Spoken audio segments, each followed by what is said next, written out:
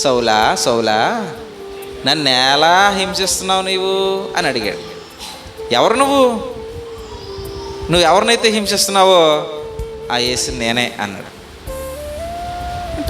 అంటే నేను హింసించేది ఇది ఇక్కడది కాదా, ఇది ఎక్కడదే? అక్కడి నుంచి వినపడుతుంది దీని గురించి స్వరం. నేను ఎక్కడ హింసిస్తున్నాను?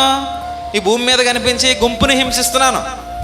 నేను గుంపే అనుకుంటున్నాను, ఇది ఏదో కొందరు మనుషుల సమూహం అనుకుంటున్నాను నేను దీన్ని. అంటే నాకు నచ్చినట్టు వాళ్ళు బ్రతకట్లేదని వాళ్ళని నేను హింసిస్తున్నాను. అయితే ఇక్కడ కనిపించే ఈ చిన్న గుంపో పెద్ద గుంపో, ఈ గుంపు ఇక్కడది కాదా? ఈ గుంపు అడ్రస్ ఎక్కడుంది? మహాకాశాల్లో ఉందా అనుకున్నాడండి ఆయన. అక్కడి నుంచే కదా వినిపించింది మరి. అంతేనా? సౌలా సౌలా నీవేళ నన్ను, అక్కడి నుంచి స్వరం వినబడితే నేను ఎప్పుడు అక్కడికి వచ్చాను రా నాయన?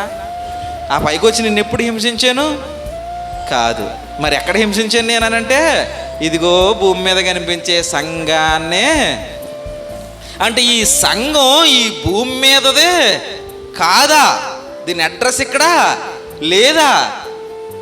దీన్ని నడిపించేటువంటి ఆథర్ ఎక్కడున్నాడు? అక్కడ ఉన్నాడు ఆయన. అంటే నేను ఏం చూసాను ఇన్నాళ్ళు? అయితే ఇది ఈ భూమి మీద ఉన్నది అన్నిటికన్నా అదే కదా వాల్యుబుల్. ఇది ఏదన్నా పోయేదే. ధర్మశాస్త్రాన్ని అనుసరించేవాడి కన్నా తెలుసు, దేవుడిని నమ్ముకోనోడు కన్నా తెలుసు ఈ భూమి మీద మనం ఉండం అని.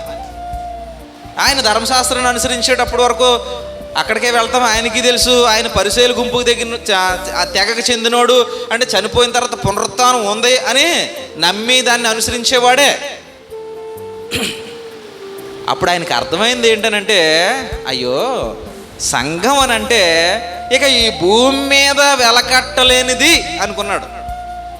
ఎందుకు అనంటే సంఘానికి భూమికి ఏ సంబంధం లేదు. దీని అడ్రస్ ఇక్కడ కాదు, అదిగో అక్కడి నుంచి వినపడింది దీని అడ్రస్. అక్కడి నుంచే కదా వినపడింది.